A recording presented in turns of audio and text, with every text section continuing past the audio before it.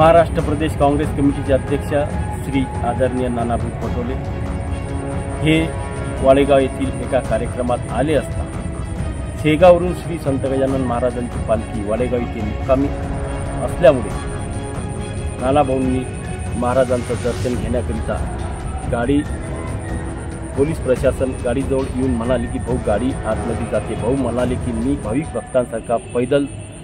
भक्तांसारखा पैदल जाणार आहे आणि श्रीचं दर्शन घेतल्यानंतर भाऊचे पाय दोन चिखलांनी भरल्यामुळे मला ते दिसल्यामुळे मी पाणी आणून भाऊच्या पायावर टाकत असताना भाऊंनी मला मनाई केली आणि पण अशा वेळेस विरोधक आरोप करत आहेत त्या विरोधकांना त्या तिन्ही आमदारांना माझा हा प्रश्न आहे की राम कदम, अमोल मिटकरी आणि संजय शिरसाट यांना माझा हा प्रश्न आहे की त्या नानाभाऊ पटोले हे माझे दैवत आहे। मी एक नाही 10 वेळ त्याच्या पायावर पाणी टाकेन। माझ्या या तिन्ही आमदारांना एक आव्हान आहे की माझ्या परिवारात आणि माझ्यासह याच्यावर तुम्ही काही राजकारण करायचं नाही।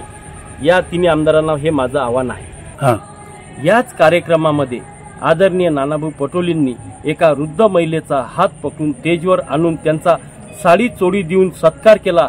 हे मीडियांनी का दाखवले नाही आणि पायावर पाणी टाकून राहिलो तेच का दाखवत आहेत असा माझा मीडियांना प्रश्न आहे। एबीपी माझा, उघडा डोळे बघा नीट।